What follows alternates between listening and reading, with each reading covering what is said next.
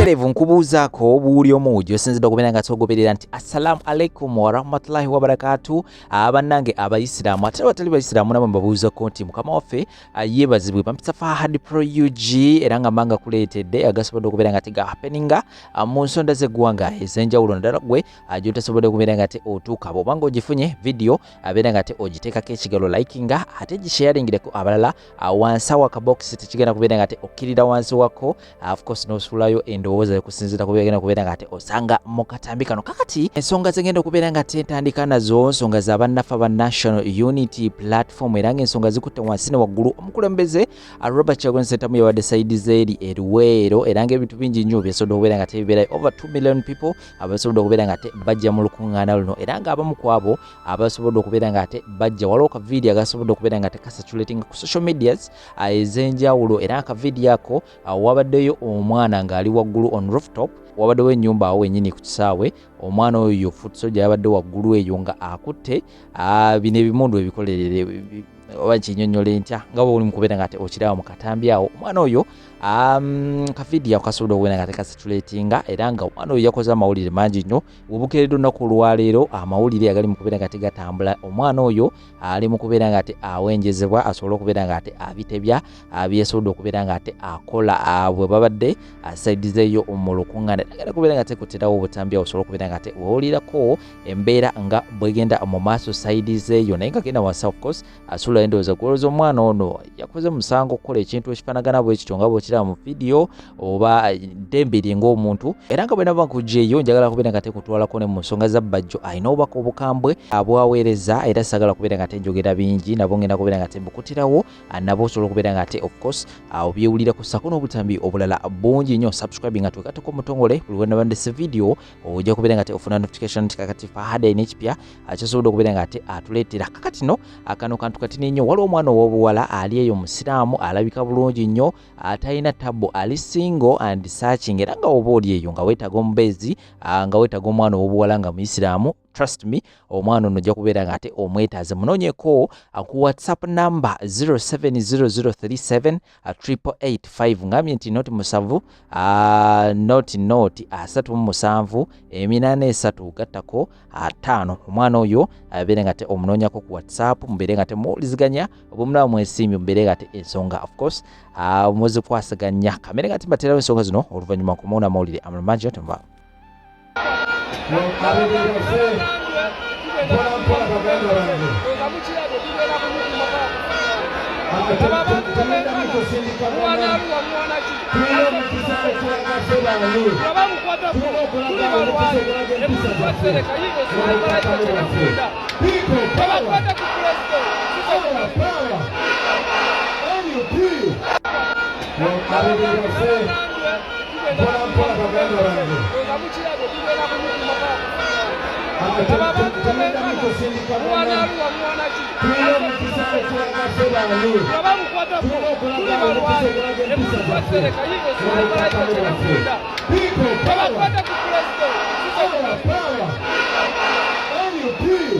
President Museveni kano ka message bakakuwe nze nabbi bajjo events nze musajja ayogera ekituufu nga bwe kiri sigula buganzi ku social media era saagala bantu banjagale nakulabye embalala nga opaledde nga bakandidate ba NUP era ogenza ogula bakandidate ba NUP across the country. Mukama wange ow'ekitiibwa president jajja taata sebe yanunula eggwanga lino okulijjako obote mu mikono gy'abasibira mu bbwa wadde kati nga tolina njawulo nabo obote libalunonako tolina njawulo n'abaamiini. Mukama wange solution y'eggwanga Uganda si kugula bantu bali wa mabega wa Kyagulanyi, si kugula Kyagulanyi bantu basimbyewo. Kankuyambe nkuddemu nkujjukize ebizibu by'eggwanga bino President Museveni. Kano ka video nsaba kakutuuke ko ate ndi mukakkamu. Saagala kabampaane, saagala social media views, saagala bakadama kumpaana ne Museveni oyinza okuba nga you are misguided missile ng'abantu abakuli okumpi tebakugamba kituufu munnange. Sabo taata waffe Museveni ekikulu sigula bakandidate nga nakulabye embalala mugeza bakandidate across the country. Taata ow'ekitiibwa Museveni ekizibu ky'eggwanga Uganda obwavu buluma abanaku, abantu boolabye Luwero, abantu boolabye Mukono, abantu boolabye Masaka, abantu boolabye Arua, bambi abeyiganga bonna banaku ne bono ogula bakandidate b'embalala ne bono ogula bakandidate Kyagulanyi basuddewo ne bono osigaza Kyagulanyi omuntu omu ne Kyagulanyi bono ogula Kyagulanyi ne bono ogula ffenna aboogera nga togyewo kizibu kiruma bannansi amazima ga Katonda mu ggulu tolina kyogenda kukola sente milioni 5 balukagaza okwata ogula abantu Kyagulanyi basimbyewo amazima osobola okukola mu health center 2 osobola okuzimbamu amasomero abaana bazimbira mu miti osobola okufuniramu abalimi obutale buli muntu akuli okumpi ng'akuzanyisa politics wabula nga tayagala otereza eggwanga n'omutwe gwange guno omubi nga bwenfaananga yagala okukaaba mu Katamagulu Uganda teritereera ne botta Kyagulanyi notta Besigye notta Bajjo notta opposition yonna nga tebakutaddeemu common sense agamba kanzireyo ku ground nzija abanaku mu bwavu nzija abakazi abafa nga bazaala malaria tutazembera ku kanwa ne infection zijja lwakuba ku mulembe guno infection abasajja bakutwala infection ekitwaza bi infection nti abantu bakyayina na sente zigula sabuni ng'ewamu ekisozi kano teri masanyalazi gabayitako paka Ibanda ng'abantu bakyanywa amazzi g'eddamu y'amata ng'abanyankole bewala byembala tebalina ddamu za butale basajja tubajja ekikuleta abantu kulalezo President Museveni bantu kulowooza nti basobola okulabako n'obawaayo ekyokulya ensi yonna gifudde y'ababeega ensi yonna gifudde ya corruption afaayo nayogera googula naye waliwo abantu abajja okusalawo nga Bajjo nze kino ekisanja nagaana okugamba nti ngenda kugulwa ne ngamba kambereko ku mulamwa gw'abantu ndabe kye naabeera naye munnange nnywa ndya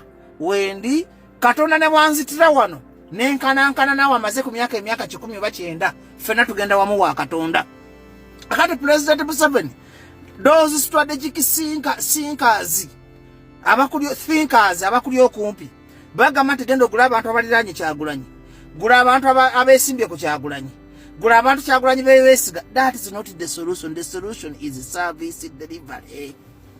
If you cannot deliver services, walk away in peace. If you don't have serious advisors, if you have lumpeners, if you have corrupt people, if you have non-nationalistic people who wants you to be there gaining from you, that's why Bakwa manifesto yakisiru to protect the gain. You are protecting gain your Musevenis. Ugandans, they don't have any gain to protect. How can you resort to buying every MOP NUP Akwatiddwa instead of delivering services to Ugandans? These Ugandans are suffering. These Ugandans are homeless. These Ugandans, they don't have electricity. Ugandans, they don't have medicine. They don't have schools. The infrastructure is poor. You are busy buying certain individuals. The solution is not buying those individuals. The solution is to deliver services which can be beneficial to all of the people of Uganda. Let me even use English. Because I see the same Museveni from this year. I will see the same Museveni next year.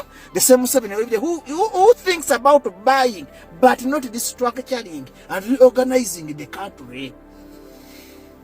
Nange budget asoma can you know the issue of Uganda is service delivery. Tebafuna services ne social services babuze mukata mukuno obuseto babeza obunako babuze basajja babuge seto mujuza amayumba ne muri mu seto de ku bomu ngabana ko babona abona ngabuli omu Uganda nabana ko bakaba bahambu bakaba bakirumira bakaba ensi yone ekaba temuli alina mirembe mamuloza gula abantu besimbe ku Kyagulanyi. You are just playing politics instead of working for this nation. Abantu bamwe babagamba temuli bana Uganda ebintu bikola bimukola ebyetu tujune bitalumirwasi bebiyetera abantu abamu okuloza nti you are not Ugandans. How can you waste all that money buying NUP contestants?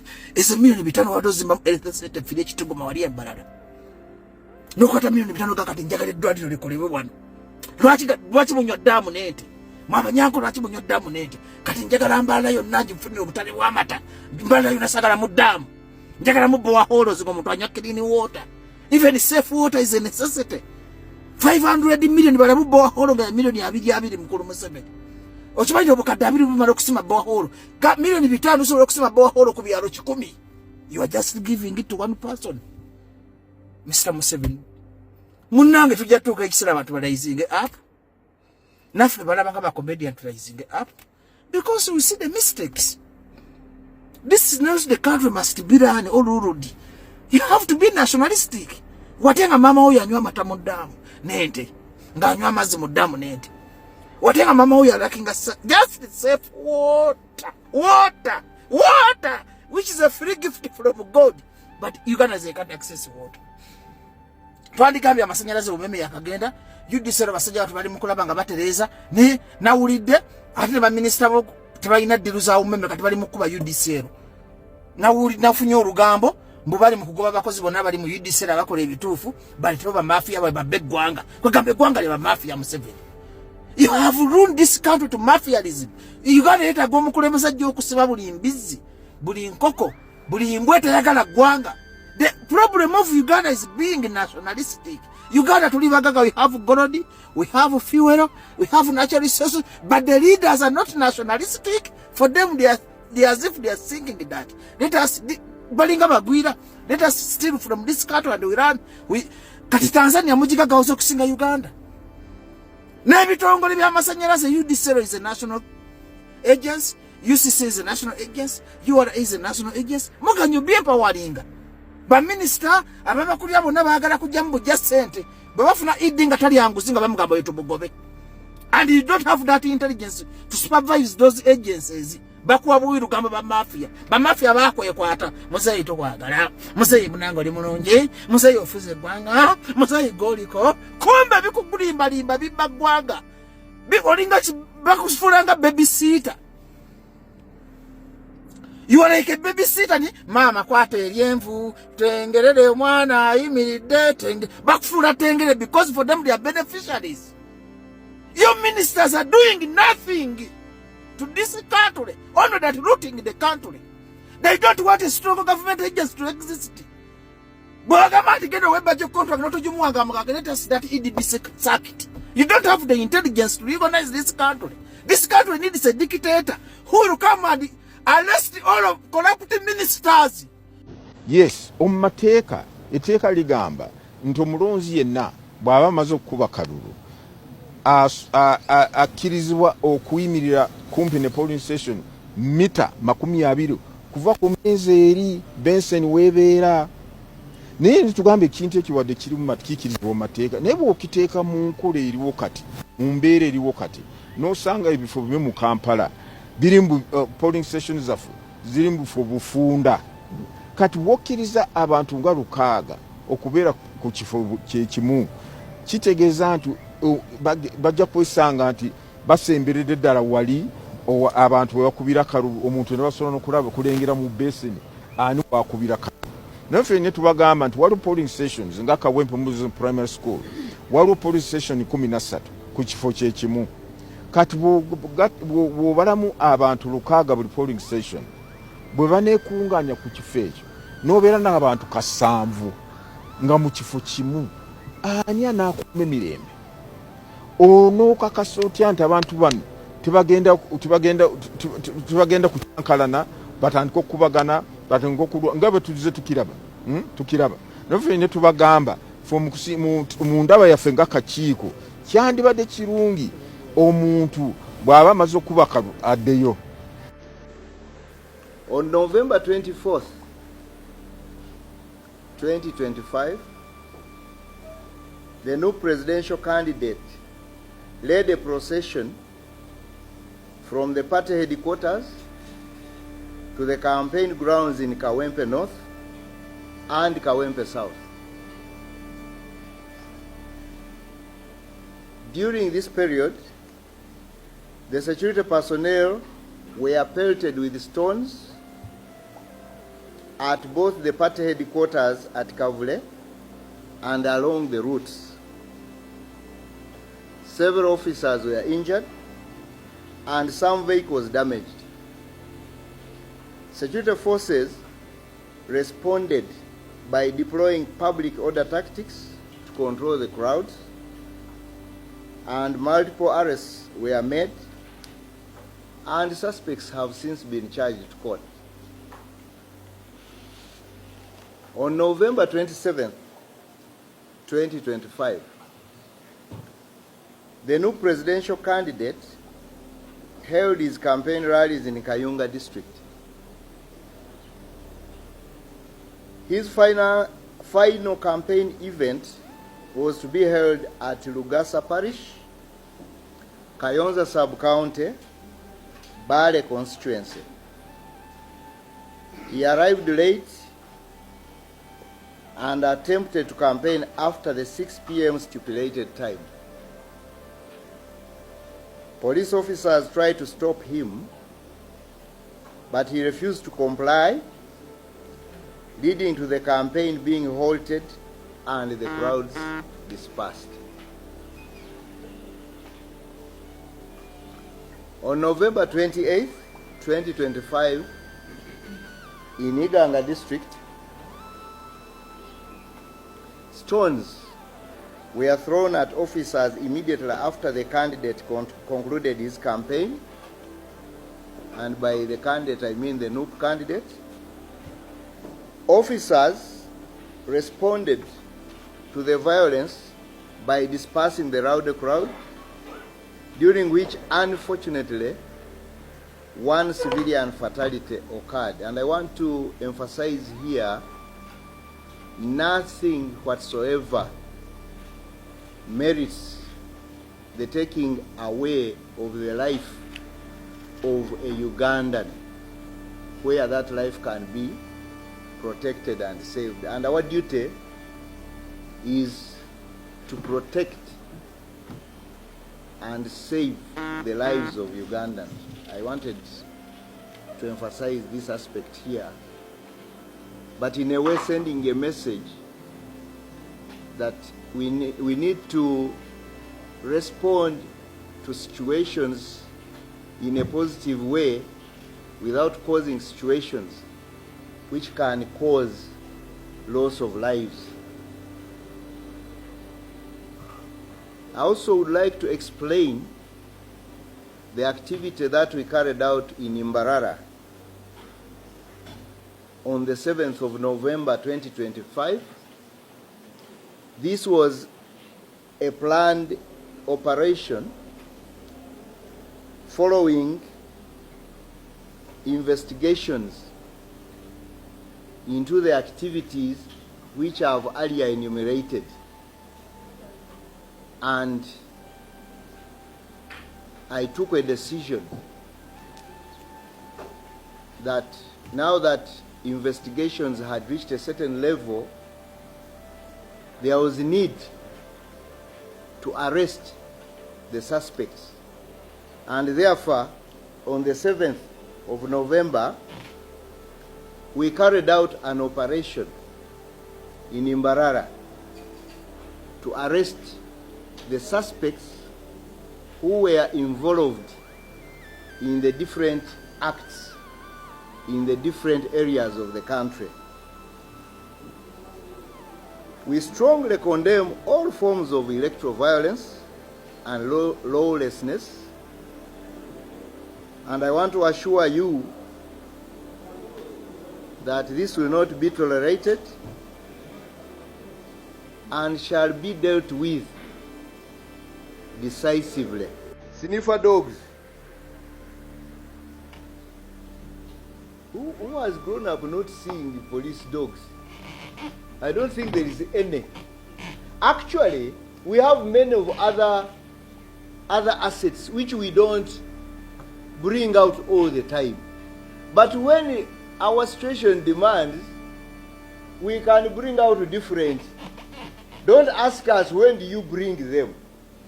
Because now, again, you give us authority, you give us training. But allow me to explain this particular incident of the dogs. Now, I think you see, another thing is today with the technology, you can end up being presented differently from what exactly you are or what you are doing. In Kawempe, that time, there is a certain area we designated, we say, this is a no-go area. And the guidance was, police officers, be there, right? In front. Behind, we have our other assets, including canine. Abalungi abatuuliriza era abatulaba olunaku olwaleero tukyaddeko ewa Sheikh Ashraf Dembe. Sebo nsanyusa okubalaba. Amannya agange nze Sheikh Ashraf Dembe. Akola ku bizibu by'enjawulo. Omuntu singa aba alina ebirwadde Bimusobeddwa tunywa amazzi ga lukuya nga bw'obadde ogalaba. Tugenda abantu ku kyoto ne twokya emizimu emibi egibabaamu. N'okulomba edduwa abantu singa abeera ng'ali wano atuuse sobola okumulombera edduwa. Ne waba atatuuse nga mpadde amannya ge naye ng'ali wala.